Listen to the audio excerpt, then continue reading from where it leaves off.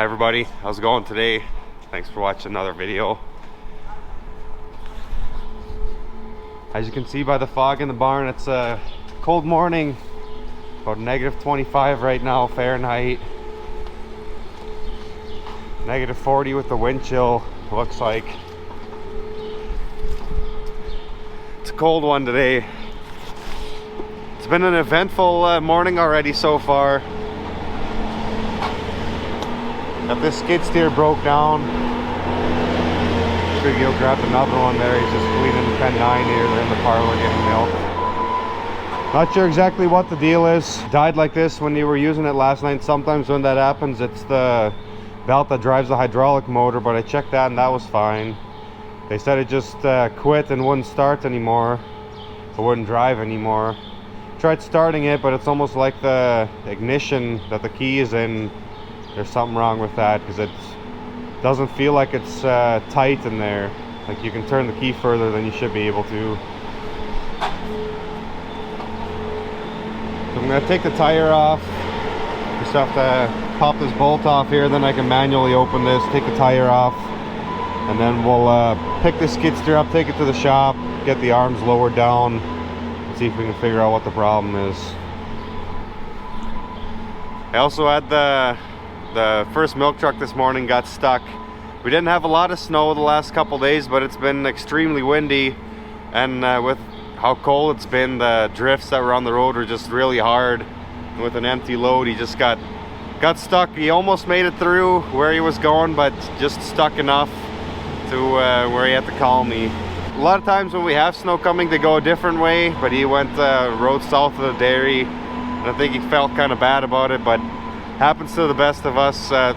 This driver in particular has been hauling our milk for 10 years now, or close to 10 years, so even the most experienced drivers can get stuck in snow.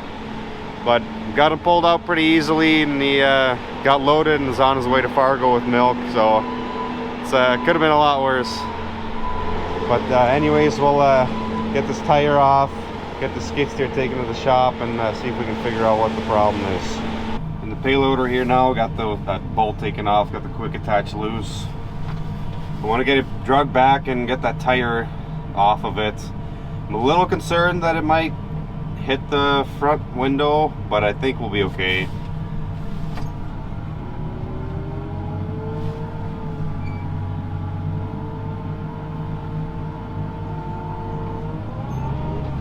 Yeah, that was fine.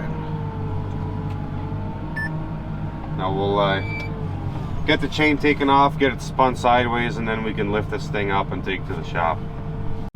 We'll see if we can get this thing spun sideways and pick it up. If I can do that with one hand here. This is it's a Bobcat 450, so it's a pretty small, light machine.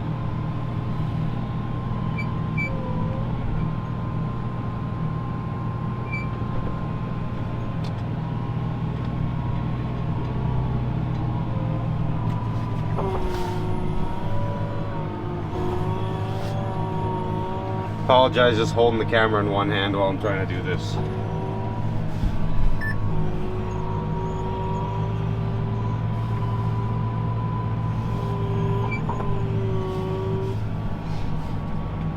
Should be able to just tilt it back here. Oh yeah, no problem. Now we'll figure out change tires, because that's push tire that he's using, or the scrape tire he's using right now, is an old one that we just use for pushing water around the farm. Not really in the best shape anymore. But watch out for the self lockers there on the right side. Straighten back out here a little bit.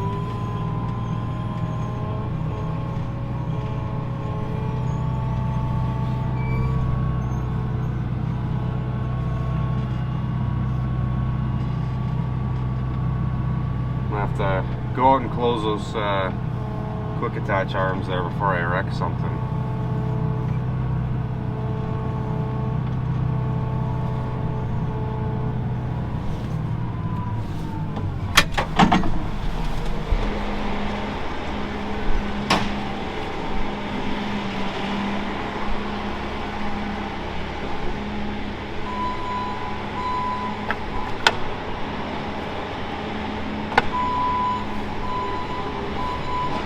get this thing to the shop and then we'll take a look at it. It's like a mama cat carrying her kitty. My dad's following me here. I think he's gonna open a door for me in the shop. I don't know if we just had really bad luck recently with these skid steers or what the deal is, but it seems like we've got another one in the shop at the dealer, and every time he brings one back, we've got an issue with another one. Just one after the other. Got it inside the shop here now.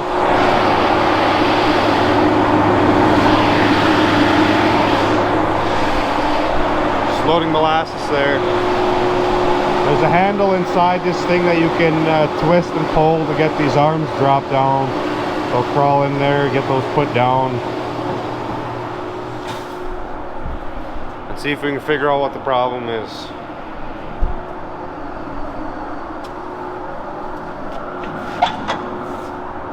Don't see anything out of the ordinary back here, but I don't know. Let's see if I can get crawled in here even. Kind of a tight squeeze for me. Lupe was cleaning with it last night when it broke down, but he's a lot smaller guy than I am, and usually it's easier getting out than getting in. So we'll see if I can get in there.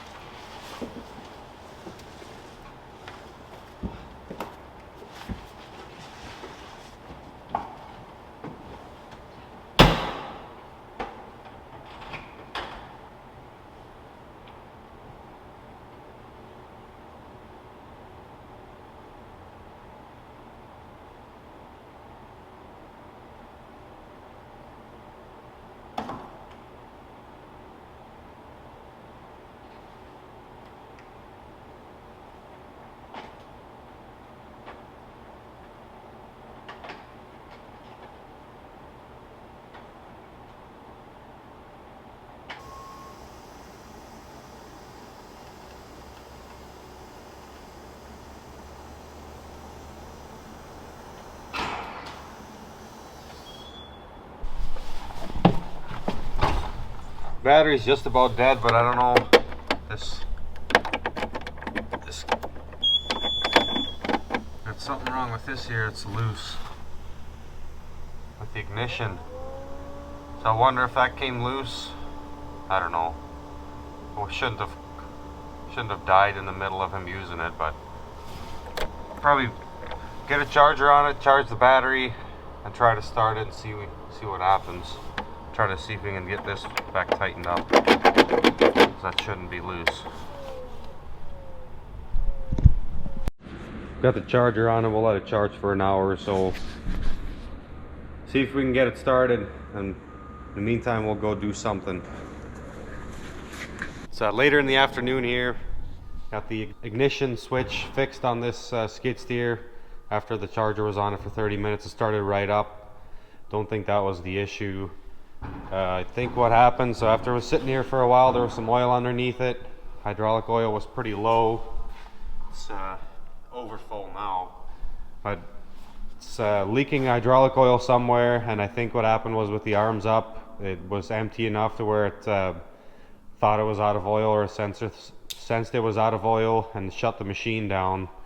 Of course, there's no obvious leaks, lifted the cab up, but I did notice right around this filter housing, we cleaned it up really good, and there's, after running it just for 10 minutes or so, there was oil running down the filter. So I think, and everything underneath that is wet and no other obvious leaks underneath of it there. So I think we're going to start there. I'm going to replace that O-ring, put a new filter in it right away, and then we'll run it for a day and keep an eye on it. This one normally is in our barn, in our milking barn, cleaning those pens, but I think we'll swap it out with the one in the heifer barn. Same skid steer, both 450s, and we'll use it in there because that one's just used during the day. Then they don't have to worry about it at night if we have more issues with it. And then we'll watch it over the next couple days, see if it is that filter. I don't know. I'm having a hard time believing that's what if that's what it is. I mean, it's a problem, but I don't know if it's the problem. But we'll start there. It's the highest up, so yeah.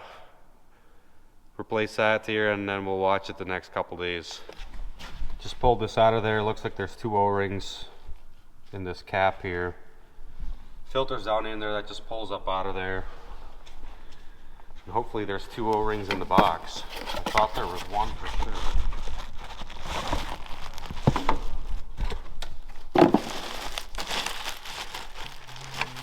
Looks like there is 2 in there. Yeah, we'll get that swapped out here and then hopefully we're good to go. Looks like that leak's fixed.